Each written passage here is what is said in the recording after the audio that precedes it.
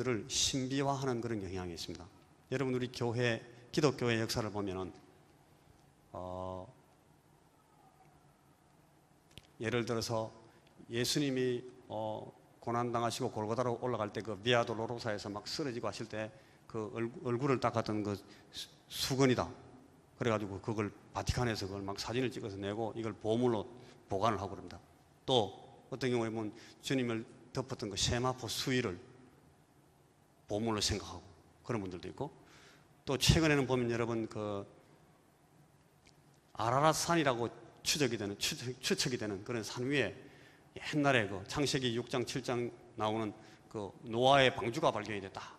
그래가지고 그 노아의 방주 사진을 찍어가지고 막 보도를 하고 막 굉장한 물건 찾았다고 막 그렇게 종교적 신비화시키는 그런 물건들을 들어 사람들이 제시를 합니다. 지난 세기에는 19세기, 20세기 초에 그 동산 무덤이라 그래가지고 예루살렘 지역에 있는 빈 무덤을 막 찾아다니는 사람들이 있었습니다. 성서 고고학자들이. 예수님의 시신을 누였다가 주님이 부활하셨기 때문에 급기야 비어버린 그 empty tomb, 그걸 찾으러 막 다녔습니다. 그런 것들 가운데 아주 재밌는 하나가 또 있는데, 여러분 1980년대 하리슨 포드라는 여러분 그 유명한 헐리우드 배우가 주연한 영화 가운데 레이더스라는 영화가 있었습니다. 보셨습니까? 이 목사님 설교를 들으면 영화를 많이 봐야 되겠구나. 여러분, 레이더스 영화의 그 부제가 뭐가 되어 있는가 하면 잃어버린 성궤를 찾아서 그렇게 나왔습니다. 그 성궤 이야기를 성궤가 보물이라고 생각하고 그걸 막 목숨을 걸고 찾아다니는 그 모험대 얘기가 그 레이더스 얘기에 나옵니다. 오늘 제가 여러분들에게 그 얘기를 잠시 하려고 합니다. 여러분, 무슨 얘기인가 하면 성막 얘기입니다. 이 그림이 하나 나올 텐데, 옛날 그 성막은 여러분 이게 유대인들이 히브리 사람들, 이스라엘 사람들이 광야를 거쳐서 가나안 땅으로 들어갈 때에 그 광야에서 하나님께서 주셔서 받았던 그 제사 지내는 장소를 만들었던 그 천막입니다. 이게 텐트입니다. 울타리가 가에 있고 그 울타리 정면에 있는 그 정문을 통해서 들어가면 거기 번제단이 있고 뒤에 제사장들이 손 씻고 하는 그 물두멍이 있고 그 안에 이제 텐트가 있는데 지금 보이시죠? 그 텐트가 정육면체 같이 장방형으로 되어 있는데 그 텐트 위에 그 겉을 덮는 또 다른 이중 텐트로 이렇게 덮여져 있는 그런 천막입니다. 이 천막이 안쪽에 가보면은 안에 중간에 이 굉장히 육중한 두꺼운 커튼으로 파티션이 돼가지고 두 부분으로 나눠져 있어요. 앞부분은 성소라고 부르고 그 커튼 안쪽에 들어가면 그쪽은 뭔가 하면 지성소라고 부릅니다. 지성소는 지극히 거룩한 장소다, 그런 뜻입니다. 여러분, 이 성막, 영어로는 타버네클이라고 하는데 이 타버네클 자체가 이스라엘 백성들 가운데 임재해 계시는 하나님을 상징하는 물건이었습니다. 거기서 하나님을 뵙고 또 이 이스라엘 백성들이 하나님께 제사 드리면서 하나님을 만나게 돼 있었다 그래가지고 이걸 회막이다, 모일회자를 써서 회막이다 그렇게 부르게 됐어요.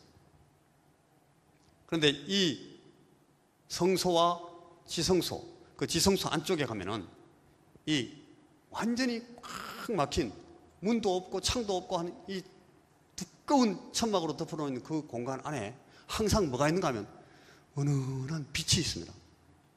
요새처럼 이렇게 전기줄을 넣어가지고 전기를 켠 것도 아닌데 불이 탁 들어와 있습니다.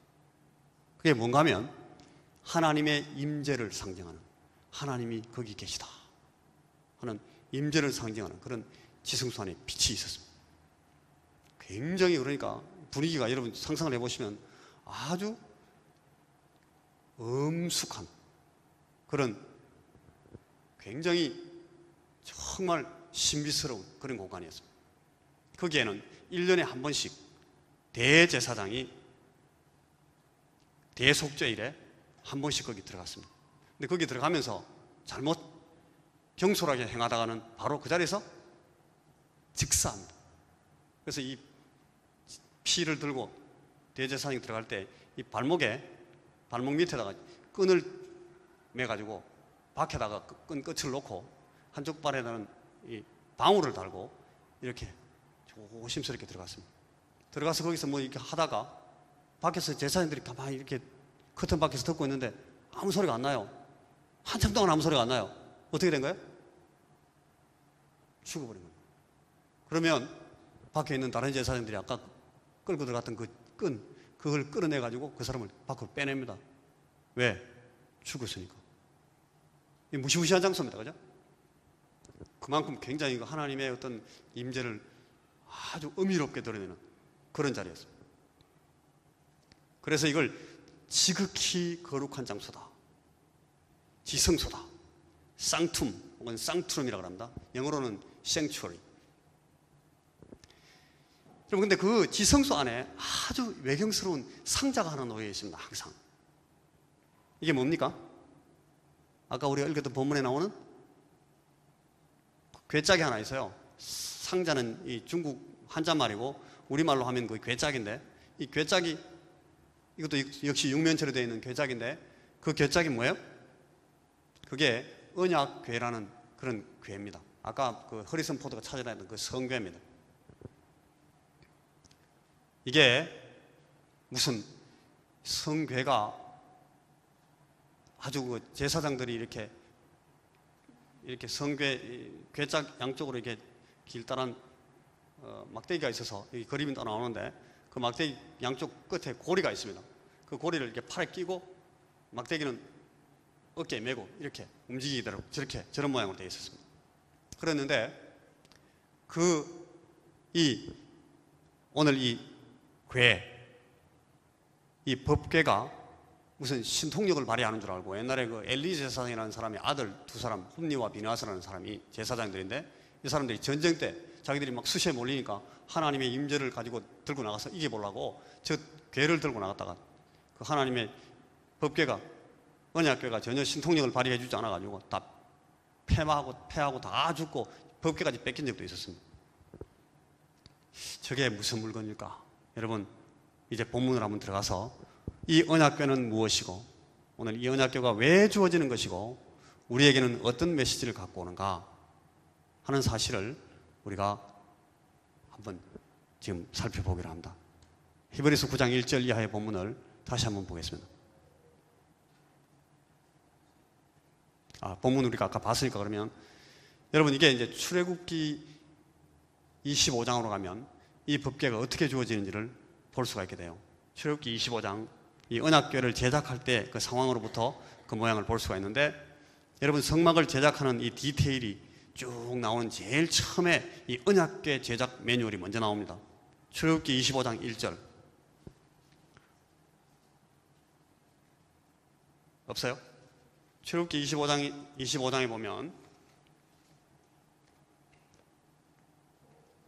제가 제 성경으로 읽어드리겠습니다. 출애굽기 25장 1절에 보면 이런 말씀이 있어요. 여호와께서 모세에게 일러 가라사대 이스라엘 자손에게 명하여 내게 예물을 가져와라. 무슨 예물을 가져오라 하는가 하면, 이제 이 성막을 만들고 성막에 쓰여질, 성막 안에 있는 그런 부품들을 만드는 그런 여러 가지 필요한 것들을 이제 헌물로 헌상하라 그랬습니다. 그 10절에 보면 제일 먼저 법궤, 이 언약궤를 만드는 제작법이 나오는데, 그들은 조각목으로 궤를 짓게 해라. 조각목이 뭔가 하면 요새 말하면 그 아카시아 나무입니다. 아카시아 계통의 나무 그 조각으로 궤를 만들고 그걸 금으로 쌉니다. 정금으로. 그리고 고리가 달린 채를 달아서 들고 나갈 수 있도록 그렇게 만들었습니다. 아까 제가 말씀했던 것 같습니다. 그리고 그 궤 위에다가, 그 상자 위에다가 넓다랗게 쟁반 같은 큰 판을 만들어서 그걸 쳐서 만들어서 거기 덮어놓고, 그 덮은 이 베이신을 속죄소라고 그렇게 부르고, 그 속죄소의 양편에 아까 그 그림처럼 서 있는 케루품이라고 하는데, 케루빔, 천사들의 모양을 두 개 탁 이렇게 세워놨어요. 그리고 그 천사들이 얼굴이 앞으로 향하고 그 팔들이 이렇게 서로 연결되어 있게 이렇게 딱 만들어놨습니다. 그리고 그 25장 21절과 22절 보면 그렇게 되어 있어요. 속죄소를 궤 위에 얹고 내가 네게 줄 증거판을 궤 속에 넣어라. 거기서 내가 너와 만나고 속죄소 위, 곧 증거 궤 위에 있는 그 두 그룹 사이에서 내가 이스라엘 자손을 위하여 네게 명할 모든 일을 네게 이루리라. 그러니까 여러분, 이 상자를 만들어 했는데 상자를 보통 만들면 그 어디다 씁니까? 그 상자를?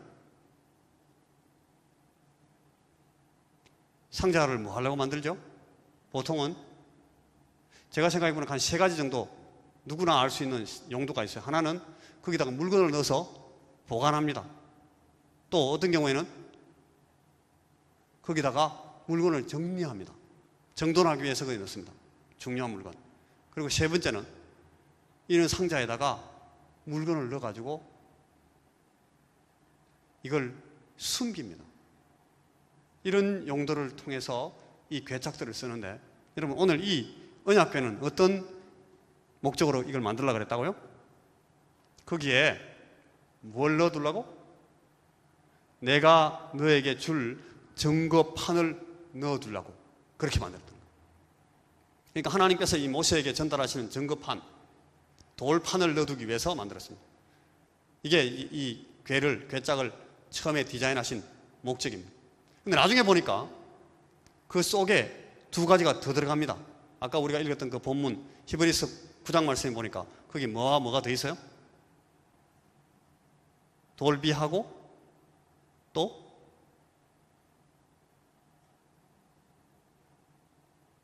그게 또 뭐가 있어요? 만나를 담은 항아리가 있고 또 아론의 쌍난 지팡이가 있었습니다.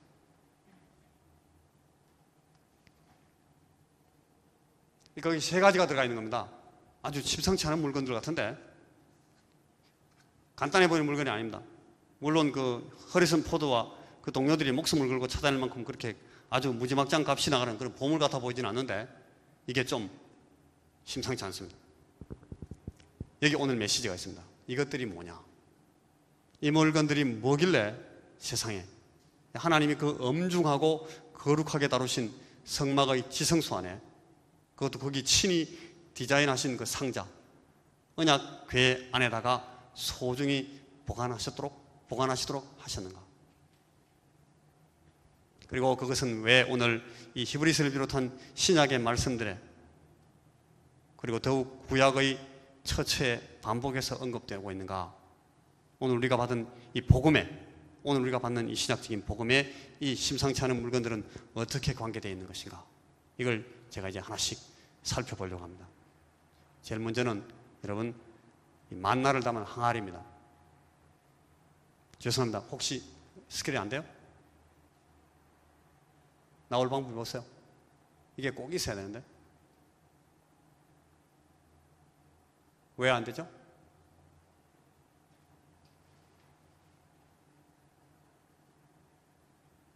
뭐가 좀 잘못된 것 같은데요. 그 법궤 안에 3가지 물건이 들어있는데 첫째는, 먼저는 만나를 담은 항아리였습니다. 여러분, 만나가 뭡니까? 여러분, 만나라는 것의 뜻이 뭡니까? 만나라는 말 뜻이 뭔가 하면 이게 뭐야? 그런 뜻입니다. 만나, What is this? 그게 만나라는 말의 뜻이에요. 이상한 게 하나 하늘에서 떨어졌는데 이게 뭐야 이거? 그게 만나. 그렇게 된 겁니다. 이스라엘 백성들이 이집트를 떠나서 하나님이 세우신 지도자 모세가 이끄는 대로 광야로 나갔습니다. 한 보름 정도 걸리는 거리를 이 사람들이 하나님을 신뢰하지 못하고 하나님이 계획하시고 인도하시는데 순종하면서 잘 의뢰하지 못했기 때문에 좀 장기적인, 그러니까 15일 전후의 인텐시브 트레이닝 코스 대신에 40년, 거의 반세기 정도를, 긴 세월을 광야에서 헤매면서 훈련을 받게 됩니다. 이 40년 동안 이 사람들은 처음에 이집트를 떠났던 그 멤버들이 다 퇴장하고 죽고 완전히 새로운 세대들로 교체되는 그런 기간을 거칩니다.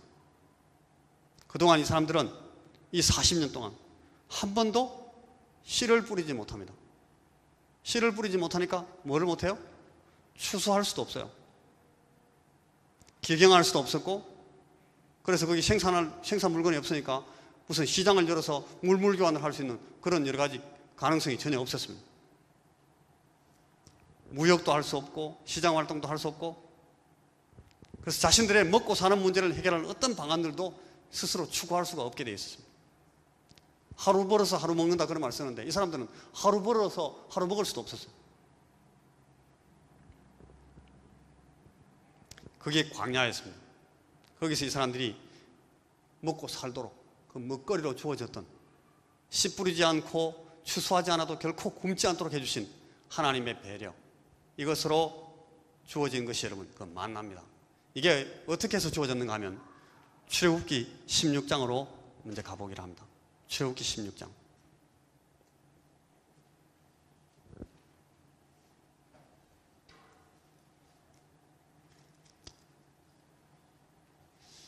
오늘은 안 되는데, 오늘은 굉장히 말씀이 다 나와야 되는데, 이거 전체 찾아 읽고 나서 말씀이 끝나는데 안 나와버리면 어떡해요? 왜 안 나오죠? 지워졌어요? 지금 올릴 수가 없어요? 지금 여기 성경 안 갖고 오신 분들이 많거든.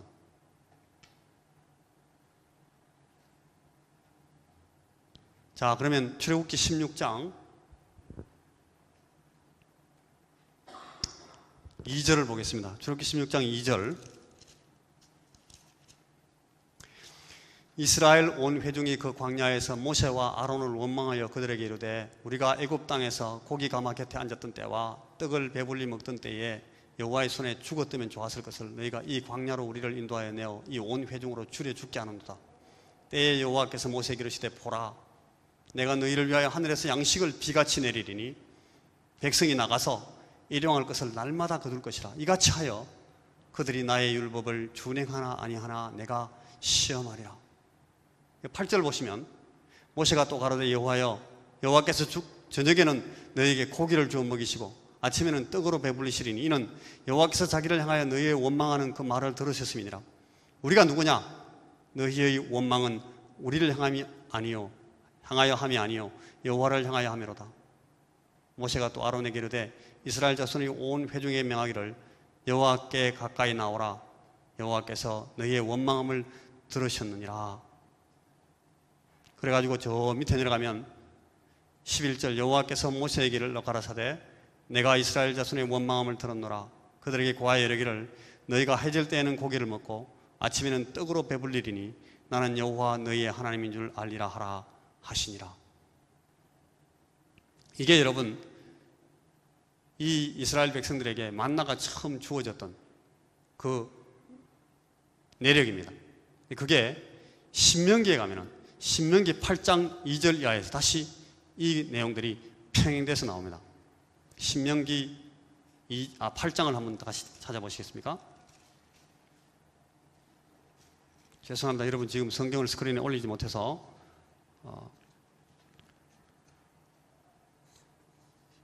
신명기 8장 2절에 이런 말씀이 나옵니다. 네 하나님 여호와께서 이 40년 동안에 너로 광야의 길을 걷게 하신 것을 기억하라. 이는 너를 낮추시며 너를 시험하사 네 마음이 어떠한지 그 명령을 지키는지 아니 지키는지 알려 하심이라. 너를 낮추시며 너로 줄이게 하시며 또 너도 알지 못하며 내 열조도 알지 못하던 만나를 네게 먹이신 것은 사람이 떡으로만 사는 것이 아니요 여호와의 입에서 나오는 모든 말씀으로 사는 줄을 너로 알게 하려 하심이니라. 이 40년 동안에 네 의복이 헤어지지 아니하였고 네 발이 부르지 아니하였느니라. 그리고 14절로 넘어가면 그 뒤에 14절에 이런 말씀이 나와요. 두렵건대 네 마음이 교만하여 네 하나님 여호와를 잊어버릴까 하노라. 여호와는 너를 애굽 땅 종되었던 집에서 이끌어내시고 너를 인도하여 그 광대하고 위험한 광야 곧 불뱀과 정갈이 있고 물이 없는 간조한 땅을 지나게 하셨으며 또 너를 위하여 물을 굳은 반석에서 내셨으며 네 열조도 알지 못하던 만나를 광야에서 네게 먹이셨나니 이는 다 너를 낮추시며 너를 시험하사 마침내 네게 복을 주려 하심이었느니라. 이제 나왔다 말씀. 이게 8장 16절 말씀입니다. 여러분 만나가지고 아주 신비롭고 기이한 양식으로 역사상 그 어떤 다른 사람들도 맛본 적이 없는 정말 놀라운 양식이고 음식물이었다는 점은 분명한데 오늘 읽어보니까 이 만나가 주어지는 그 장면, 그 계기가 이 분위기가 좀 그렇게 축제 분위기거나 무슨 축복의 분위기가 아닌 것 같아요. 그죠? 이게 주어진 계기가 뭐예요? 이 온 회중이 광야에서 모세와 아론을 막 원망했어요. 야, 이놈들아, 이 나쁘신 지도자 놈들아, 우리 다 굶어 죽게 생겼어. 일로 데리고 나왔으면 뭘 주워서 먹여야 되는 거 아니야? 적어도 집에서는 안 굶고 우리 살았는데 그때보다는 더 잘 먹여줘야 되는 거 아니야? 이거 지금 이래가지고 네가 우리 지도자라고 할 수 있어? 하나님 계시면 나와보시라 그래. 먹여줘야 하나님이지. 막 이렇게 소리를 지르는 겁니다. 말이 이렇게 막 나가다 보니까 아주 분위기가 굉장히 무시무시해졌습니다만, 여러분, 단적으로 말하면 그대로입니다. 하나님에 대한 불신과 원망 때문에 확 데모하니까 거기도 하나님께서 이 만나를 주신 겁니다. 그래서 출애굽기 16장 4절에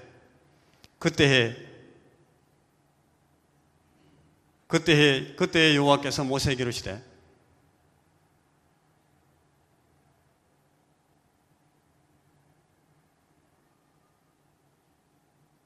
그때 여호와께서 모세에게 이르시되 보라, 내가 너희를 위하여 하늘에서 양식을 비같이 내리니 백성이 나가서 일용할 것을 날마다 거둘 것이라. 이같이 하여 그들이 내 율법을 준행하나 아니하나 내가 시험하리라. 여러분, 시험입니다. 시험. 만나는 시험으로 주어진 겁니다. 뭘 시험하는 겁니까? 니네 배가 부르면, 먹는 문제 다 해결되면, 그래서 네 삶의 조건이 만족되고 다 갖춰지면 그때는 너희들이 나를 신뢰하고 내 말씀을 듣는지 어디 보자. 그거 시험입니다. 만나는 그러니까 이게 시험지예요. 하나님은 이걸 항아리에 담아가지고 언약궤 안에 넣으라고 모세에게 말씀하셨습니다. 만나가 이런 모양으로 항아리에 담겨서 이제 아까 말했던 그 언약궤 안으로 들어갔습니다. 거기 두 번째 물건 뭡니까? 아론이라는 사람이 내놓았던 그 지팡이입니다. 살구나무 지팡이인데 이 살구나무 지팡이에서 싹이 텄습니다. 지팡이가, 뿌리도 없는 지팡이가 싹이 났어요. 이걸 우리가 민수기 17장에서 자세하게 볼 수 있습니다. 민수기 17장 1절부터 말씀을 제가 또 여러분들에게 읽어드리겠습니다. 민수기 17장입니다. 예, 이건 지팡이 스토리입니다. 여호와께서 모세에게 말씀하여 이르시되 너는 이스라엘 자손에게 말하여 그들 중에서 각 조상의 가문을 따라 지팡이 하나씩을 취하되 곧 그들의 조상의 가문대로 그 모든 지휘관에게서 지팡이 12를 취하고 그 사람들의 이름을 각각 그 지팡이에 쓰되 레위의 지팡이에는 아론의 이름을 써라. 이는 그들의 조상의 가문의 각 수령이 지팡이 하나씩 있어야 할 것입니다. 그 지팡이를 회막 안에서 내가 너희와 만나는 곳인 그 전국의 앞에 두라. 내가 택한 자의 지팡이에는 싹이 나리니 이것으로 이스라엘 자손이 너희에게 대하여 원망하는 말을 내 앞에서 그치게 하리라. 모세가 이스라엘 자손에게 말하며 그들의 지휘관들이 각 지파대로 지팡이 하나씩을 그에게 주었으니 그 지팡이가 모두 12이라. 그 중에 아론의 지팡이가 있었더라. 모세가 그 지팡이들을 증거의 장막 안에 여호와 앞에 두었더라. 이튿날 모세가 증거의 장막에 들어가 본 적 레위 집을 위하여 낸 아론의 지팡이에 움이 돋고 순이 나고 꽃이 피어서 살구 열매가 열렸더라. 모세가 그 지팡이 전부를 여호와 앞에서 이스라엘 모든 자손에게 가져오매 그들이 보고 각각 자기 지팡이를 집어들었더라. 여호와께서도 모세에게 이르시되 아론의 지팡이는 정극궤 앞으로 돌아가져다가 거기 간직하여 반역한 자에 대한 표징이 되게 하여 그들로 내게 대한 원망을 그치고 죽지 않게 할지니라. 이 얘기 어떤 얘기인가 하면 방금 우리가 읽은 그 17장 바로 앞에 16장 스토리를 보면 이 내용이 쭉 나옵니다. 모세와 인척이었던 그 레위 지파 사람 중에 고라, 아니 이름이 좀 고약한데 이 고라라는 사람이 있었어요. 이 사람이 자기 동료 친구들 중에 나단이라는 사람도 있고 아비람이라는 사람도 있고 온이라는 사람도 있었는데 이런 사람들을 데리고 하나님이 세우신 지도자 모세에게 반대해서 쿠데타를 일으킵니다. 야, 맨날 왜 니만 대장질하냐? 나도 할 수 있다고 생각한다. 나도 배울 만큼 배웠고 경험할 만큼 해봤고 너 정도는 아주 우습다고 할 만큼 나도 카리스마도 있다. 난 리더십도 좋다고 생각한다. 어디 한번 나오고 겨뤄보자. 이래가지고 이 고라를 비롯한 이 사람들이 막 모세에게 달려들었습니다. 이 일이 있자 거기에 모세가 하나님 앞에 나가서 엎드립니다. 하나님 앞에 나가서 여러분, 이 모세가 얼마나 스트레스가 됐겠습니까? 얼마나 무서웠겠습니까, 이 모세가? 아마 마음 한구석에 이런 마음이 들었을지도 몰라요. 아이고, 하나님, 이거 잘 된 거 아닙니까? 이참에 나도 한번 하나님 좀 바꿔보시면 좋겠습니다. 뭐, 저는 사실 너무 힘들고 부담스럽습니다. 이거 하기 싫은데, 저 사람 잘 하겠다니까 한번 시켜보시죠, 하나님. 저 아니라 누구라도. 정말 말 안 듣습니다, 이 이스라엘 백성들. 제가 하나님 시킨 대로 다 해서 암만 해 보여도 말 안 듣잖아요, 하나님. 자들 한번 시켜보시죠. 아마 모세가 그런 생각이 났을지도 몰라요. 하나님이 그런 마음, 그런 모세가 그래도 하나님 앞에 가서 엎드렸습니다. 그래서 이 모세가 굉장히 온유한 사람이다, 겸손한 사람이다, 그런 평가를 나중에 받아요. 그 일에 대해서 하나님이 굉장히 노하십니다. 이 고라 일당의 반역에 대해서 하나님이 아주 심각하게 대하십니다. 그리고 아까 말했던 그 네 사람의 지도자와 함께 했던 250명 사람들이 산채로 땅이 쫙 입을 벌려가 그대로 그냥 생매장을 해버립니다. 하나님. 모든 백성들 보는 앞에서. 그 일이 있자 이 백성들 가운데 어떤 사람들이 아이고, 우리 백성들을 총화단결을 해야 될 이 지도자가 말이야, 그거 달라든다고 그 사람들하고 싸우니까 이 야당도 없게 만들고 막 이러니까 말이지, 이 백성, 우리가 이렇게 살아남겠냐고 250명 다 때려잡고 말이지, 이래가지고 무슨 지도자가 되냐고 또 막 원망을 또 했어요. 친척들하고 막 친구들 다 나와서 막 그랬겠죠. 그러니까 또 하나님이 거기 또 하나님께서 노하셔가지고 거기 연병이 확 퍼집니다. 그래가지고 그 자리에서 한 15,000, 한 1만 5천 명 정도가 죽습니다. 그 당시에 이스라엘 백성들의 인구의 한 1% 정도가 하루에 그냥 벌받아 죽는 겁니다. 그러고 나서 방금 우리가 읽었던 그 17장입니다.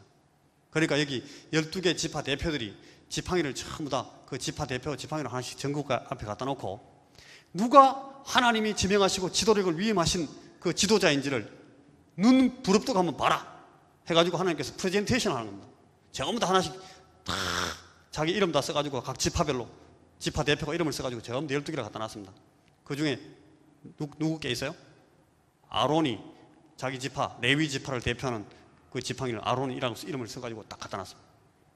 자, 다시 5절 볼까요? 아까 읽었던 5절? 조금만 낮춰보실래요? 내가 택한 자의 지팡이는 싹이 나리니 이것으로 이스라엘 자손이 너희에게 대하여 원망하는 말을 내 앞에서 거치게 하리라. 모세가 이스라엘 자손에게 말하며 그들의 지휘관들이 각 지파대로 지팡이 하나씩을 그에게 주었으니 그 지팡이가 모두 12이라. 그 중에 아론의 지팡이가 있었더라. 모세가 그 지팡이들을 증거의 장막 안 여호와 앞에 두었더라.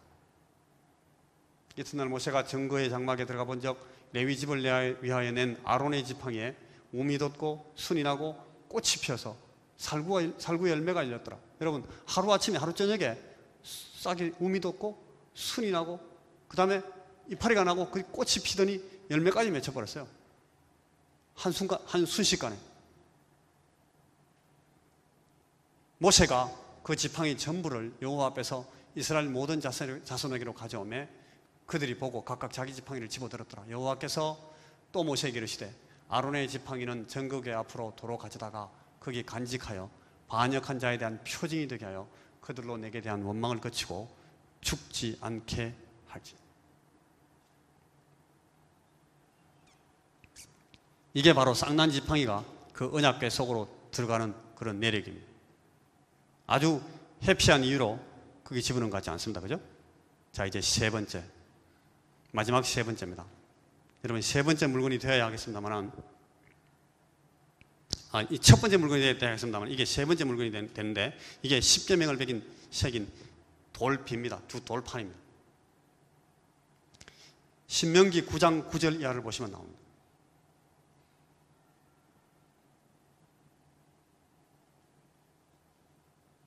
그때 내가 돌판들 곧 여호와께서 너희와 세우시는 언약의 돌판들을 받으려고 산에 올라가서 40주 40야를 산에 머물며 떡도 먹지 아니하고 물도 마시지 아니하였더니 여호와께서도 돌판을 내게 주셨나니 그 돌판의 글은 하나님이 손으로 기록하신 것이요 너희의 총회 날에 여호와께서 산상 불 가운데서 너에게 이르신 모든 말씀이니라. 40주 40야를 지난 후에 여호와께서 내게 돌판 곧 언약의 두 돌판을 주시고, 모세가 하나님으로부터 십계명을 받아 나오는 장면입니다.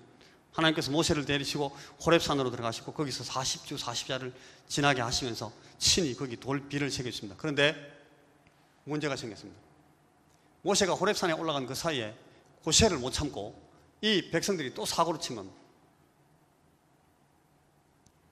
9장 12절 보니까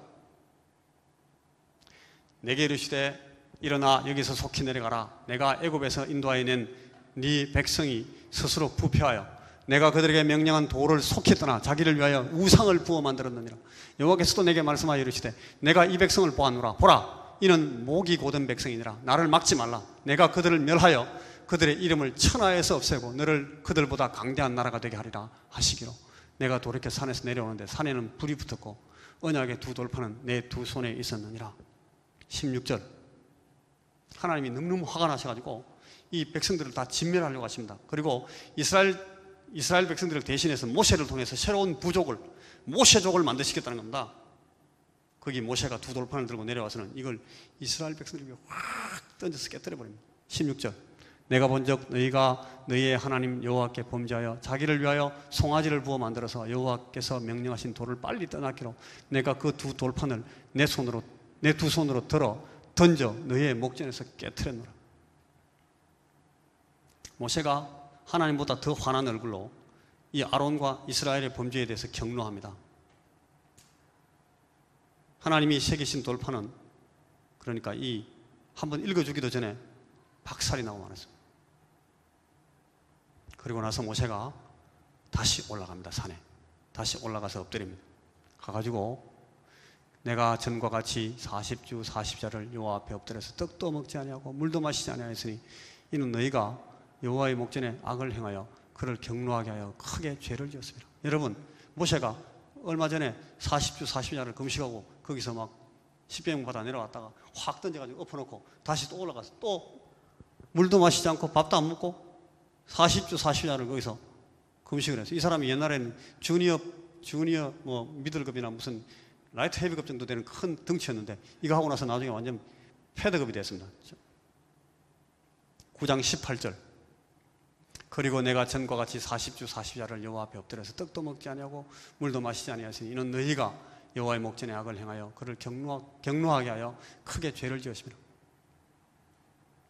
모세가 많이 고생하면서 빕니다. 금식에다가 이 금음이라 그래야 되나? 마시지도 않았으니까.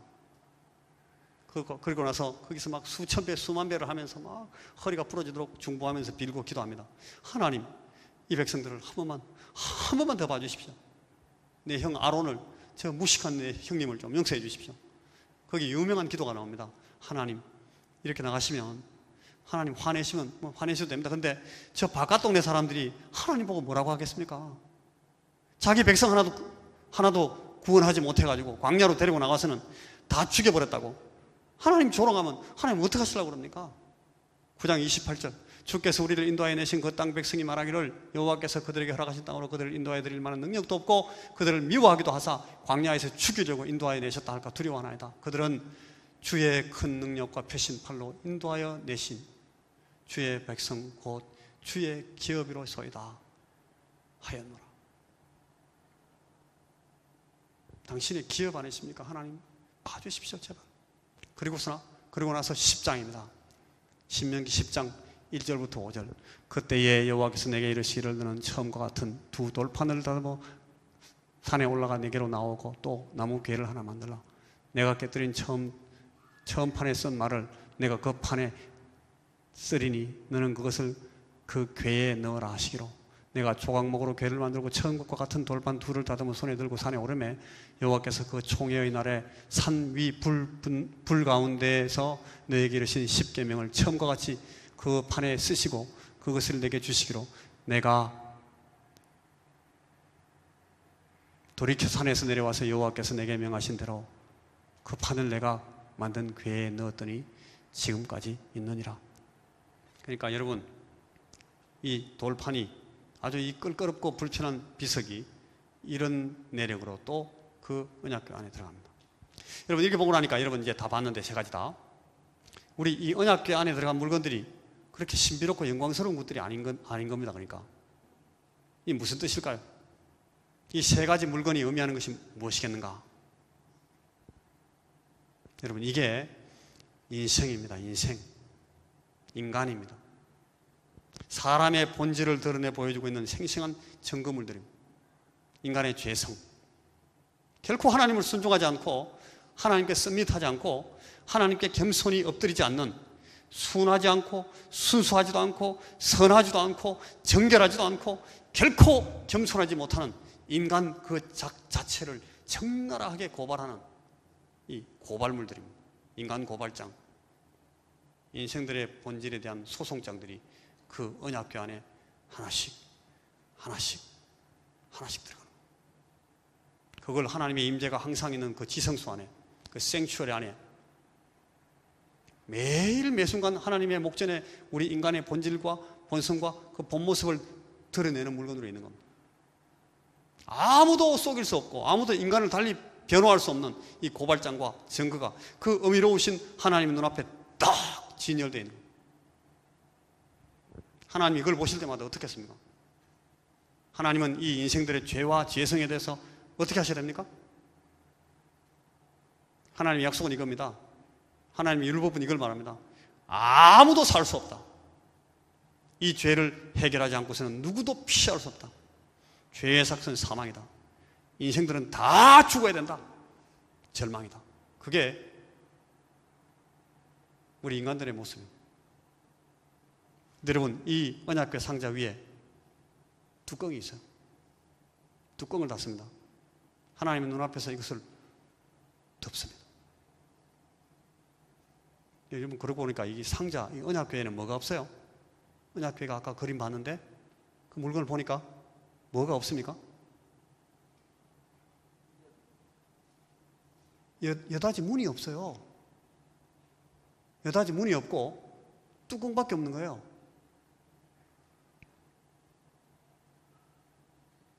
이 상자에는 문이 없습니다. 뚜껑을 딱 덮으면 그걸 끝입니다. 다른 여닫이가 없어요. 뚜껑이 움직이지 않는 한 그 속을 드러낼 어떤 방법도 없습니다. 뚜껑이 뭐였어요? 아까 보니까, 아까 히브리서 오늘 본문에 보니까 그 내용은 속죄소를 덮는 그 속죄소하고 덮는 속죄소 옆에 있는 두 개의 그 케루빔 천사들의 상입니다. 그걸로 딱 덮었습니다. 피를 붓기 위해서 만들어 놓은 그 베이신입니다. 그걸 뭐라고 불렀어요? 그 부분을, 뚜껑이라고 그러지 않고 속죄소라고 불러요. 속죄소. 그게 뭐를 붓는 것이라고요? 피를 붓는다고요. 피는 원래 여러분 제사에서 쓰지 않습니다. 근데 여기만 죽은 짐승, 제물로 죽은 짐승의 피를 가져다가 그 속죄소 위에 붓는 거예요. 이 속죄소를 다른 성경의 다른 부분에서 시은좌라 그래요. 시, 베풀 시, 은혜 좌, 자리 좌, 시은좌, 은혜를 베푸시는 자리. 우리가 지난주, 거지난주 설교했던 내용들하고 쭉 연결되는 내용입니다. 여러분, 이게 이 상징, 이 그림의 뜻을 이해하시겠습니까? 우리가 어떻게 하나님을 만나는지, 저와 여러분이 어떻게 하나님의 임재 안에 들어갈 수 있는지, 우리가 모두 하나님의 사죄와 구원의 은총 안에 어떤 모양으로 들어갈 수 있는지, 이걸 보여주는 아주 드라마틱한 그림입니다. 저와 여러분, 우리의 불순종과 반역, 우리의 원망과 불평, 우리의 욕하고 대들고 구태타하고 하나님의 말씀과 하나님의 법을 귓등으로도 듣기를 싫어하고 은혜의 자리를 만들어서 나오라고 부르는데 송아지 짐승 우상 만들어가지고 들고 나오면, 이게 인간 자체의 모습입니다. 하나님에 대한 배역과 배신 그 자체입니다. 그게 인간입니다. 그게 여러분 접니다. 그게 여러분 자신들입니다. 아무도 부인할 수 없는, 누구도 토론할 수가 없는 증거들이 하나님의 눈앞에 딱 매일 매순간 진열되어 있습니다. 하나님 임재 앞에 있습니다. 하나님은 당연히 이 죄악을, 이 우리의 죄성에 대해서 칼을 꽂아야 됩니다. 우리는 다 쪼개지고 다 찢어져서 마땅한 죄인들입니다. 우리가 우리 자신을 알고 하나님이 그런 우리를 너무 잘 알고 있습니다. 하나님이 칼을 뽑고 칼을 내리치시려고 그 증거물들 위에 칼을 꽂으려고 하나님께서 우리 인간을 향해서 심판의 칼을 들고 내리치시려고 하는 순간에 여러분 거기 그 괴짝 위에 피가 흥건히 부어져 있는 거예요. 뭐지 이거? 피, 죽음, 죽어 있습니다. 그 죄를 다 뒤집어 쓰고 생명이 죽어 있습니다. 비수를 꽂고 내리치려는 순간에 거기 이미 예수의 죽음이 놓여 있습니다. 주님이 부으신 보혈이 저와 여러분의 죄를 다 뒤집어 쓰고 거기 죽어 있는 겁니다. 하나님이 다시 심판하실 리가 없습니다. 일사부재리. 하나님의 아들이신 하나님 예수 그리스도가 우리 죄를 대신 지고 죽어 있는 겁니다. 그래서 죽음이 아닌 방법으로, 심판당하지 않는 방법으로 우리가 그 지성소에서 하나님을 대할 수 있게 되는 겁니다. 하나님의 임재에 들어갈 수 있게 되는 겁니다. 거룩한 장소에 담대히 들어가서 하나님을 뵙고 하나님을 예배하고 용서함을 받게 되는 겁니다. 여러분, 오늘 우리가 다 이 언약궤 밑에 웅크리고 있습니다. 누구든지 이 사실을 알지 못하고 이 사실을 받아들이지 못하고 계신 분이 여기 있다면 여러분 이 시간 마음을 열으셔야 됩니다. 내가 누구다 하는 것을 이 말씀 앞에서 확인하셔야 됩니다. 그리고 어떻게 우리가 이 심판 없이 하나님의 임재를 만날 수 있는가, 심판 없이 우리가 하나님을 뵐 수 있는가 하는 사실을 확인하셔야 됩니다. 주님, 저는 죄인입니다. 저의 죄성과 제 생명의 뿌리를 제가 다 알고 있습니다. 하나님, 저를 용서해 주시기 바랍니다. 예수 그리스도의 피로 저를 덮어주시기 바랍니다. 저를 받아주시기 바랍니다. 이것이 오늘 우리 앞에 놓여진 이 언약궤에 있는 물건들이 우리에게 전달해주고 있는 메시지입니다. 자, 우리가 이 시간 잠시 동안 함께 이 사실들을 기념하는 그런 성찬의 예전을 진행하겠습니다.